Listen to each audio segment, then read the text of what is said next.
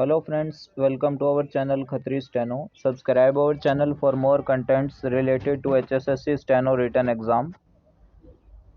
So let's get start our chapter which is contractions. So first one is where P is slightly sounded it may be.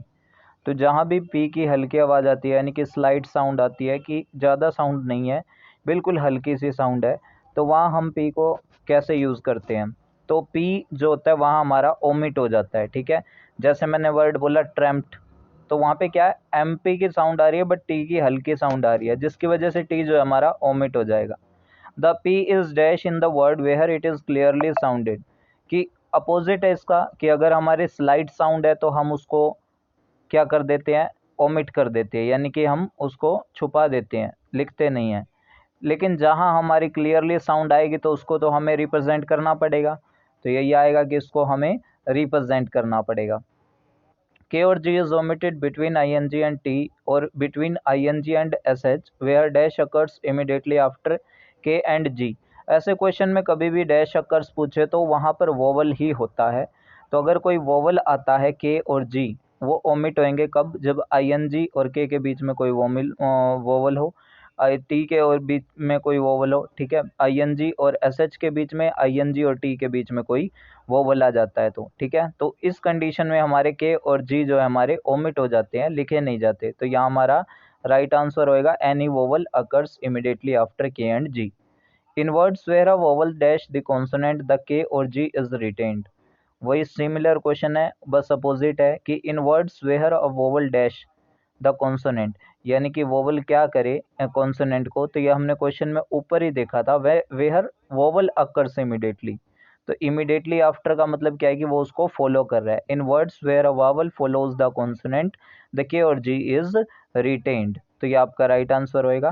के is dash in the past tenses while making contractions. ठीक है, TD के लिए हम लगाते थे जब हम उसके लिए हाफ करना होता था, लेकिन यहाँ पर हमारा क्या है, रिटेन करेंगे, यानी कि हम पूरा ही लिखेंगे उसको। ठीक है, जब भी पास्ट टेंसेज की बात होगी। In writing the contraction post master which stroke is omitted, तो पोस्ट मास्टर को जब भी हम लिखते हैं तो एस टी नहीं बनाते, क्योंकि टी हमारा एस टी में बदल जाता है और फिर एम के साथ एस टी आर लगाते हैं। तो यहाँ जो हमारा ओमिट होगा वो क्या होगा, टी ओमिट होगा। ठीक है, फिर नेक्स्ट हमारा जो क्वेश्चन है 617, इन राइटिंग कॉन्ट्रैक्शन, ये जो कॉन्ट्रैक्शन है which rule is being followed. सबसे पहले तो आपको ये देखना है कि आउटलाइन है किसकी, तो आपको इजीली पता लग रही होगी कि ये जो आउटलाइन है हमारी समथिंग की है।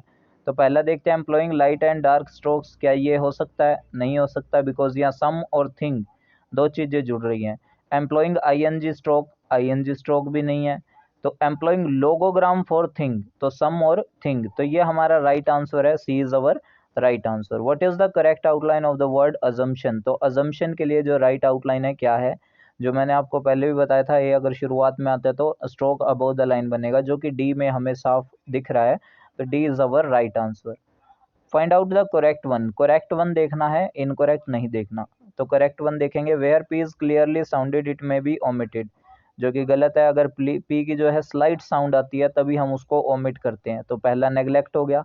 एक के और G is not omitted between I N G and I S H where no vowel occurs immediately after K और जी, तो ये भी हमारा जो है गलत है, क्योंकि अगर ऐसी कंडीशन आती है तो हमारा जो के और जी है वो ओमिट हो जाते हैं। नेक्स्ट है हमारा के और G is not omitted between I N G and T where no vowel occurs immediately after K और जी, ये भी गलत है। ठीक है, नॉट ओमिट फिर से अगेन वही बात कर दी कि आई एन जी और एस एच और आई एन जी के टी के साथ अगर ऐसा आता है तो हमारा के और जी ओमिट होता है। ठीक है, in the words in which a vowel follows the consonant the K और जी इज रिटेन्ड। अब यहाँ क्या कह रहा है कि वोवल जो है फॉलो करे किसी कॉन्सोनेंट को, तो के और जी जो है हमारे रिटेन होते हैं, यानी कि पूरे लिखे जाते हैं। तो ये हमने पहले भी पढ़ा था, तो ये हमारा राइट आंसर हो जाएगा D. Find out the incorrect one, कौन सा जो है इनकरेक्ट है। Medial T immediately follows circle S may be omitted in many words, तो अब यहाँ इनकरेक्ट देखना है, ये करेक्ट है, क्योंकि हमारा ये रूल है कि में जो बीच में टी आता है वो इमिडिएटली अगर फॉलो करता है सर्कल एस को, जैसे मिस्टेक वर्ड लेता हूँ, तो हमारा टी जो है वो ओमिट हो जाता है। ठीक है, द के और J is retained in the past tenses, तो ये हमारा सही है, क्योंकि हमारा के और जी जो है ये रिटेन करते हैं पास्ट टेंसेज में, ईडी की फॉर्म जब भी आती है तो के और जी हमारे पूरे बनते हैं, ठीक है। तो ये हमारा राइट आंसर है। Out of the following which outline is incorrect as per shorthand rules, shorthand rule के अकॉर्डिंग कौन सी जो है आउटलाइन इनकरेक्ट है। पहली ही आउटलाइन अगर हम देखें तो पोस्टमैन, तो एस टी का लूप और फिर मैन बनना चाहिए, ठीक है, क्योंकि उसके बाद एस टी के बाद मैन आ चुका है, ठीक है।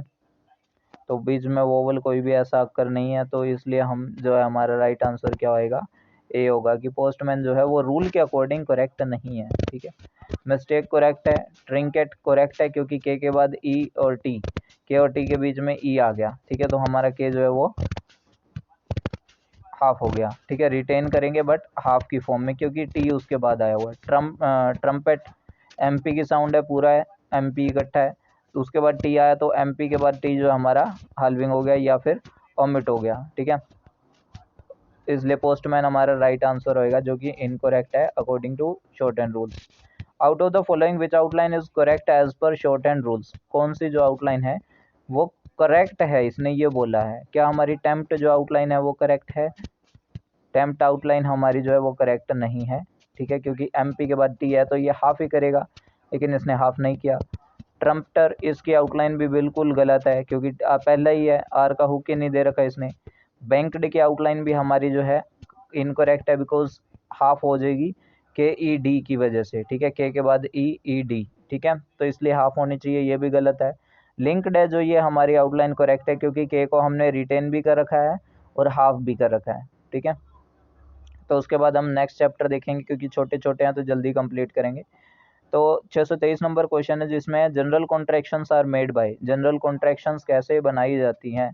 तो जनरल कॉन्ट्रैक्शन जो होती है उसमें हमारा ओमिशन होती है बीच में, फाइनल कॉन्सोनेंट में और सिलेबल में, ठीक है।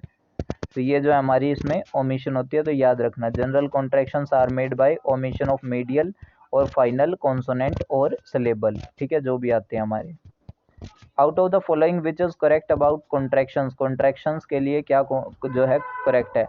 A contraction is a short form containing, जो कि शॉर्ट फॉर्म है, कंटेनिंग नॉट लेस देन, यानी कि नॉट लेस देन का मतलब है कि कम से कम नहीं, ठीक है, टू स्ट्रोक्स, दो स्ट्रोक नहीं है।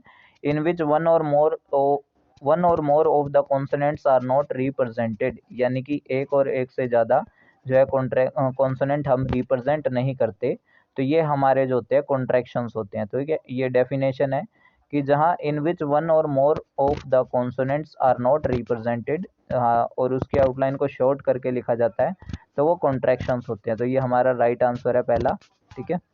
उसके बाद नेक्स्ट है, in contractions generally the contracted outlines are written dash the line, तो हमारे ऑन द लाइन जो होते हैं वो कॉन्ट्रैक्शंस मोस्टली बनते हैं, ठीक है।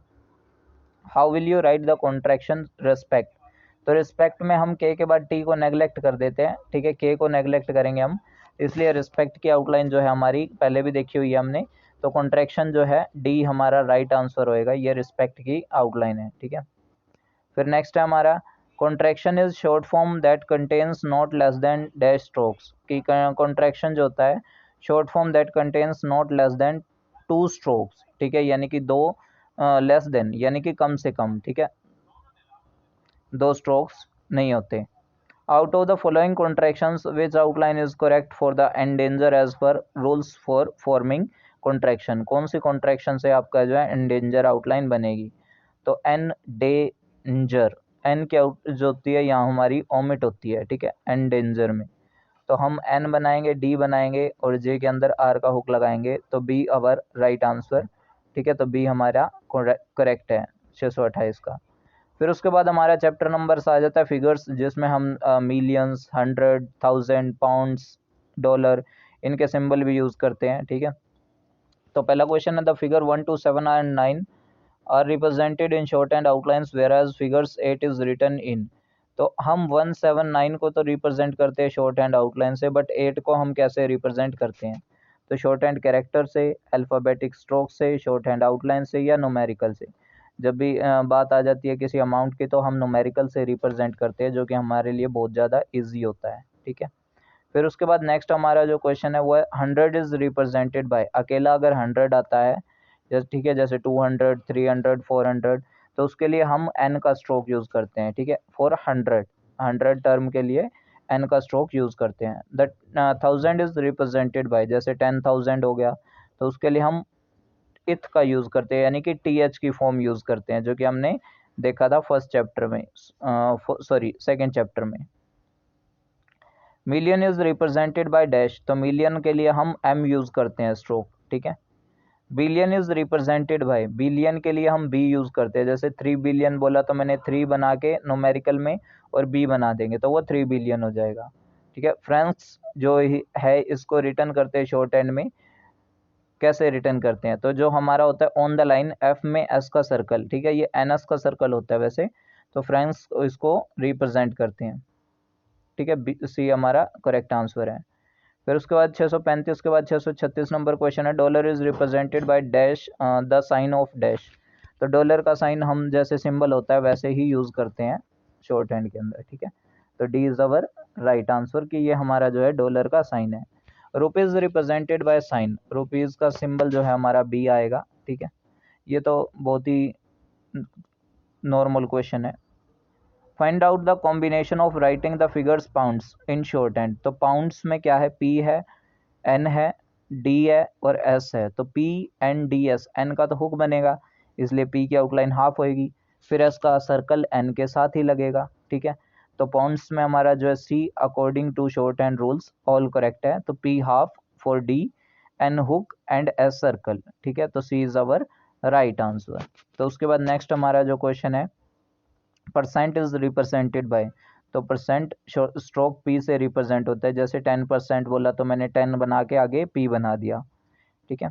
In figures find the incorrect one, कौन सा जो है फिगर्स में इनकरेक्ट होता है, use of consonant T H for 1000 सही है, use of consonant H for 100 ये गलत है, क्योंकि 100 के लिए हम एन यूज करते हैं, तो ये हमारा बी जो है इनकरेक्ट हो जाएगा। In figures find out the correct one, अब करेक्ट वन बताना है। Use of consonant D for 100, तो ये गलत है, 100 के लिए हम एन यूज करते हैं, तो पहला ही जो है हमारा आंसर जो है गलत हो जाएगा, ठीक है। 1 second, use of consonant, sorry correct बताना है, ये इनकरेक्ट है। तो सेकंड है use of consonant B for billion, ठीक है, बिलियन जो है हमारा राइट आंसर होगा, क्योंकि बी के लिए हम बिलियन यूज करते हैं, ठीक है, ये याद रखनी है। Which of the following outline is not correct, कौन सी जो आउटलाइन करेक्ट नहीं है, ठीक है, नॉट करेक्ट। $15,000, $15,000, तो $15,000 जो है हमारी आउटलाइन करेक्ट है, क्योंकि 15,000 के लिए टी एच में एस का सर्कल और डॉलर्स हमें पता है डी के साथ एस बनाते हैं। 5 फ्रैंक्स जो है ये भी हमारी आउटलाइन करेक्ट है, क्योंकि फ्रैंक्स के लिए हमने देखा था एफ में एस का सर्कल है। 6,000 पाउंड्स, क्या 6,000 पाउंड्स ठीक है, नहीं ये गलत है, क्योंकि 6,000 के लिए टी एच और पाउंड्स के लिए पी की आउटलाइन हाफ और एन एस का सर्कल, तो ये हमारा गलत है, तो ये हमारा इनकरेक्ट होगा, ठीक है, यानी कि not correct. Which of the following outline is use for dollar in short hand, dollar के लिए हम डी यूज करते हैं, तो D is our right answer. फिर उसके बाद है which of the following outline is correct, कौन सी करेक्ट है। 3 रुपीज़, क्या ये आउटलाइन है, नहीं, रुपीज़ के लिए हम आर अपवर्ड और एस का सर्कल लगाते हैं। 200 मिलियन, हाँ ये आउटलाइन हमारी करेक्ट है, ठीक है, ऑल टाइप से ये करेक्ट है। 200 के लिए एन बना दिया और मिलियन के लिए एम बना दिया। Which of the following is not correct, कौन सा जो है करेक्ट नहीं है। 500 फ्रैंक्स, ये ठीक है, सही है। 700 मिलियन, ये भी सही है। 400 पाउंड्स, 400 पाउंड्स ठीक है। 3 मिलियन, ये गलत है, मिलियन के लिए हम एम यूज़ करते हैं, ठीक है। फिर है in figures find out the incorrect one, कौन सा है जो इनकरेक्ट है, ठीक है। तो इनकरेक्ट वन देखना है हमने, तो इनकरेक्ट कौन सा आएगा, use of consonant N for 100, ये हमारा सही है। के फॉर फ्रैंक्स, ये तो गलत है, क्योंकि फ्रैंक्स के लिए हम एफ में एस का